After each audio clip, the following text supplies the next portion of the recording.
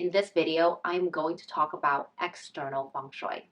Now, whenever anyone talks about feng shui, they are typically referring to the interior of the house.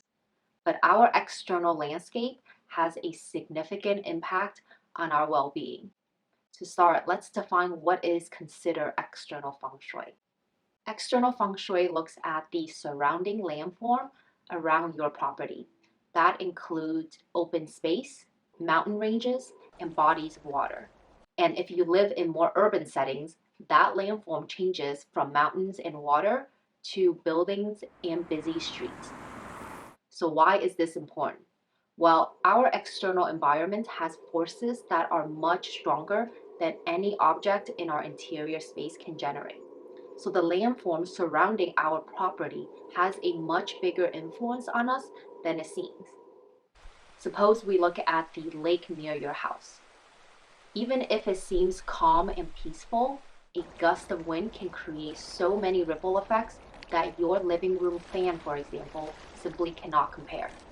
But you might say, well, that's so far away from me. How could it impact me more than my own space? Well, let's zoom out and look at the source of qi for your house. Most of the energies generated by the water are likely influencing the qi at your front door.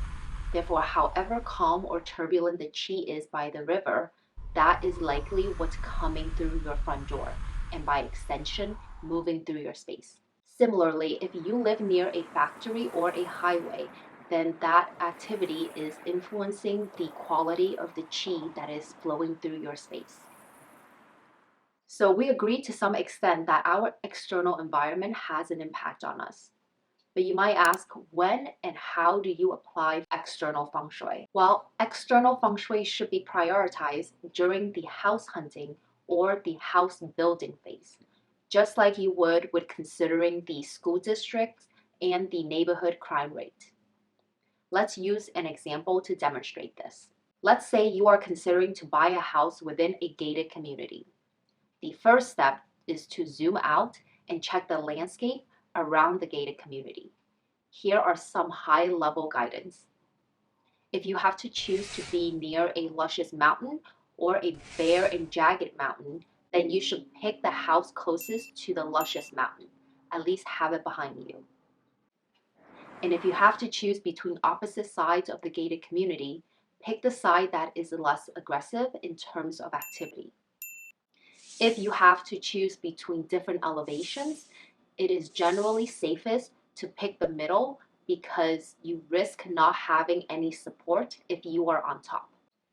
After you have narrowed it down to a sector of the community that is the most auspicious from a macro landform perspective, we can then narrow in to select the best house within that sector.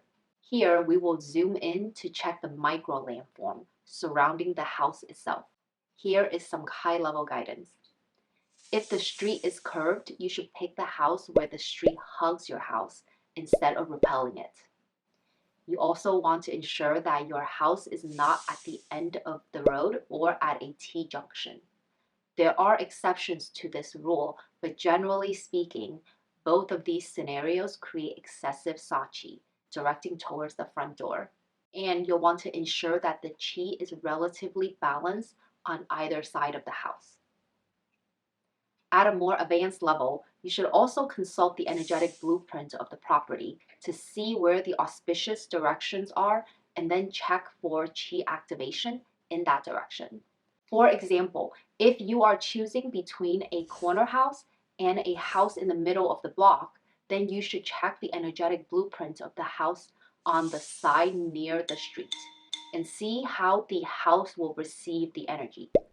If it is positive, then the corner house will be ideal. Otherwise, you'll want some distance from the busy activity to minimize the negative effect. Similarly, a pool can generate a lot of energy, and due to its proximity to you, the impact can be significant. In classical feng shui, not every home is suitable to have a water feature. So with every pool, you'll want to check the direction it is located in relation to your home and check to see if that is a good fit. If not, the pool position can hurt the household wealth in the long run.